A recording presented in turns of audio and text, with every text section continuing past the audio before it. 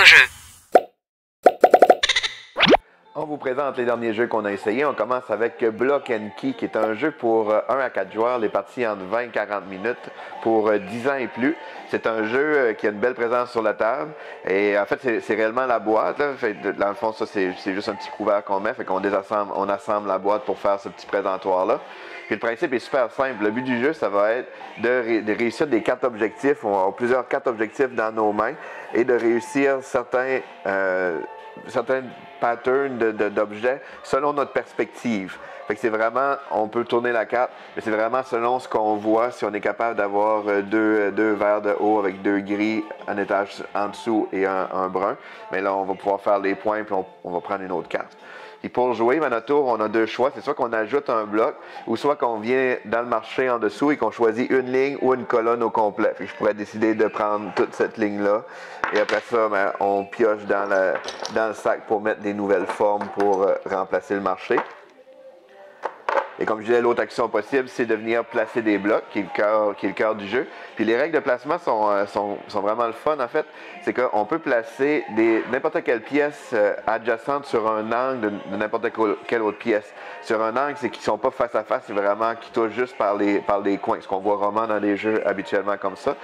Et puis, fait qu'on peut les placer n'importe où comme ça. Ou si on les met face à face, il faut absolument que la nouvelle pièce soit plus haute qu'elle qui est déjà existante. Fait que dans ce cas-ci, ça fonctionnerait. Évidemment, on ne peut pas laisser de pièces qui dépassent le plateau. On ne peut pas laisser de pièces il faut les deux extrémités de la pièce touchent. Comme ici, ce ne serait pas possible. Mais je pourrais venir la placer comme ça. Parce que ma pièce... elle est supportée par les 2 bouts. Fait que c'est vraiment simple comme ça, c'est vraiment le fun. La manipulation des blocs sont le fun. Le poids des blocs, ça a l'air niaiseux, mais tu sais, ça fait une belle manipulation dans le jeu. Puis ça fait vraiment un beau casse-tête d'optimisation. Puis comme je disais, c'est les perspectives qui sont importantes. Fait qu'on peut avoir... mon bloc brun peut être complètement en arrière et mon bloc vert en avant. Puis là, si ça va me faire mes 2 avec mon brun qui dépasse, ça va compter. Et c'est vraiment la façon qu'on voit le jeu. Puis quand on joue à plusieurs joueurs, ben, chacun a son côté. Fait que les blocs des uns viennent affecter quand même les autres par rapport aux perspectives. Fait que c'est vraiment intéressant. Là, Block and Key. On a ensuite le trésor de Davy Jones, qui est un jeu pour 1 à 5 joueurs, les parties d'environ 60 minutes pour 12 ans et plus. C'est un jeu coopératif de gestion d'action, un petit peu comme Pandémie ou Au Feu. Ça m'a fait penser quand même un peu au jeu Au Feu. De la façon que ça fonctionne, en fait, le but du jeu, ça va être de réussir à vider le trésor du bateau sans se faire attaquer par les méchants, évidemment, et ni périr dans le feu, parce que là, le bateau, il brûle présentement.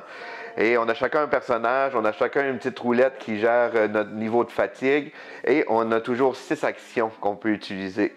Ce qui est le fun du jeu, il y a plusieurs petits éléments qui sont le fun. Premièrement, toutes les fois qu'on fait une action, on tourne un jeton pour dire qu'on l'a utilisé. Puis si dans notre tour, on n'a pas besoin de toutes nos actions, on peut transférer les actions non utilisées au prochain joueur qui va avoir plus d'actions dans son tour. Après ça, il nous les redonne. Fait que ça permet une belle collaboration entre les joueurs. Et le principe du jeu, il est quand même assez simple. C'est qu'à notre tour, on dévoile une nouvelle tuile. Il faut la placer de façon que ça correspond pour les portes. Ensuite, on pioche dans le sac un petit jeton qui va nous dire si, là, présentement, on a un gardien. Fait que lui, sous le gardien, il cache un trésor. Fait que le gardien va être ici. Fait qu'il va falloir essayer d'aller attaquer le gardien. Et là, vu qu'on a un D2, on va le mettre ici. Les dés représentent le niveau de feu dans le jeu. Fait que ça a plusieurs impacts dans le jeu. En fait, c'est que les actions qu'on peut faire, c'est se déplacer. L'action normale, une action de se déplacer d'une tuile, on va monter notre niveau de fatigue de la différence entre les 2 dés. Fait que si, dans ce cas ici, vu que je m'en vais vers un dé plus élevé, bien, ma fatigue va augmenter de 3, que je vais mettre ici comme ça. Lorsque notre fatigue est trop élevée, mais il y a des pièces qu'on ne pourra pas aller. Si on dépasse 5, on ne peut plus aller dans une pièce qui a un D5 dessus. Et ainsi de suite, dans le fond. Dans les actions qu'on peut faire, c'est qu'on peut utiliser une action pour diminuer la valeur du feu. On peut courir aussi, qui va donner une pénalité de fatigue, mais on va pouvoir avancer de 2 pièces pour une seule action. Et sinon on est dans une même pièce, on va pouvoir faire des attaques. Puis les attaques, bien, on va lancer le dé et il doit être égal ou supérieur à la valeur du gardien ou du squelette. Évidemment, comme là, il est 6, ça ne donne pas grande possibilité, mais on peut améliorer ici notre plateau pour nous augmenter nos chances. Si je le mets à plus 4, par exemple, ça va faire plus 4 sur mon dé qui est ici. Et à la fin de notre tour, on va piocher une carte événement qui va nous dire comme ça, ici, toutes les dés de valeur 1 vont augmenter de 2. Si jamais il y a un dé qui dépasse, qui arrive à 6, la pièce explose, il y a du feu qui se propage. C'est toutes des affaires à gérer, mais c'est vraiment le fun. Le thème est quand même assez senti. Il y a une grande tension entre les joueurs, puis ça demande réellement une collaboration entre les joueurs, justement. Surtout le fait qu'on puisse passer nos actions à l'autre joueur, ça donne des bonnes opportunités qu'il faut bien établir. Donc, c'est le trésor de Davy Jones. On a aussi essayé Beyond the Sun, qui est un coup de cœur pour Loïc et moi. On a vraiment aimé ça. C'est un jeu pour 2 à 4 joueurs, les parties d'environ 90 minutes pour 14 ans et plus. C'est un jeu de développement à plusieurs niveaux. En fait, on va développer un arbre de technologie, mais en même temps, on va aussi développer notre plateau personnel qui va nous aider au travers de ça aussi à faire de la colonisation spatiale, tout en essayant de répondre à des objectifs qui sont ici. Le principe du jeu est super fluide, est assez simple. En fait, à notre tour, on a une action. Ça va être notre jeton ici. On peut venir le placer sur les actions principales qui sont sur le plateau ici, ou venir le placer sur des cartes si on a développé les technologies.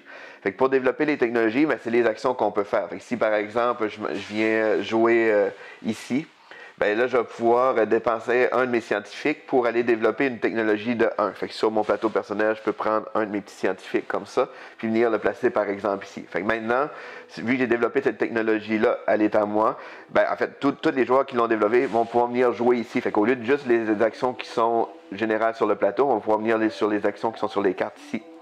Quand on développe une technologie comme par exemple de niveau 1, mais là ici je vais pouvoir venir développer des technologies de niveau 2 associées. Il faut suivre l'arbre de technologie. Fait que si je viens dans un autre tour faire cette action ici par exemple, je vais pouvoir défausser deux charbons et venir porter un scientifique sur une technologie de niveau 2, mais il faut qu'il touche à une de mes niveau 1. Fait que par ici, je pourrais juste venir faire celle-là parce qu'elle, elle touche elle, mais elle a besoin de ces deux-là.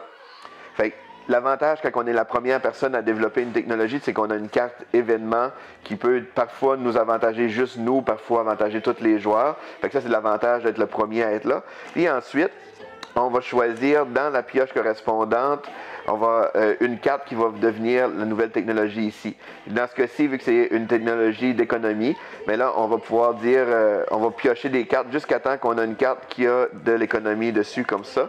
En fait, on va piocher jusqu'à temps qu'il y en a deux. Fait que ces deux-là ont de l'économie dessus. Fait que je vais choisir laquelle des deux que je préfère pour venir mettre ici, qui va rester pour le reste de la partie. Quand il y a des cartes qui ont deux couleurs, on choisit laquelle des deux qu'on veut mettre. Fait que ça donne une bonne... C'est vraiment les joueurs ensemble qui modulent un peu le plateau. Et chaque carte ont des bonus instantanés, ils ont des actions supplémentaires qu'on va pouvoir venir jouer plus tard dans la partie pour nous aider. Et comme je disais, au travers de ça, on a aussi la conquête spatiale à faire qui va nous aider à développer notre nourriture, les productions ici de ressources.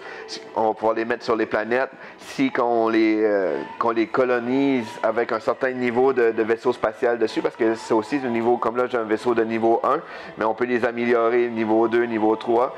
Quand on a suffisamment de niveau de vaisseau militaire sur une carte, maintenant on peut la coloniser, qui va nous donner des points de fin de partie et des bonus aussi. Et au travers de ça, le but ultime, ça va être aussi de réussir des objectifs ici. Puis la partie se termine du moment qu'il y a, selon le nombre de joueurs, là, au moins 3 jetons là-dessus. C'est ce qu'on a vraiment aimé du jeu, c'est que la course, elle a été très tendue dans tous les modules du jeu. Autant dans le développement, parce qu'on va être les premiers à développer des technologies pour avoir les bonus des cartes. Les cartes événements, autant que sur la course ici, parce qu'il y a une genre de guerre de navires, de vaisseaux spatials militaires pour aller coloniser des planètes, parce que ça donne quand même beaucoup de points. Et la course aux objectifs aussi, ça se termine vraiment rapidement parce que c'est long avant que tout se construit. Mais du moment que tout commence à être construit, c'est vraiment vite pour aller finir les objectifs. Fait que c'est très serré et tendu là, entre les joueurs. Donc c'est un très très bon jeu là, de développement qui est Beyond the Sun. Lis le jeu.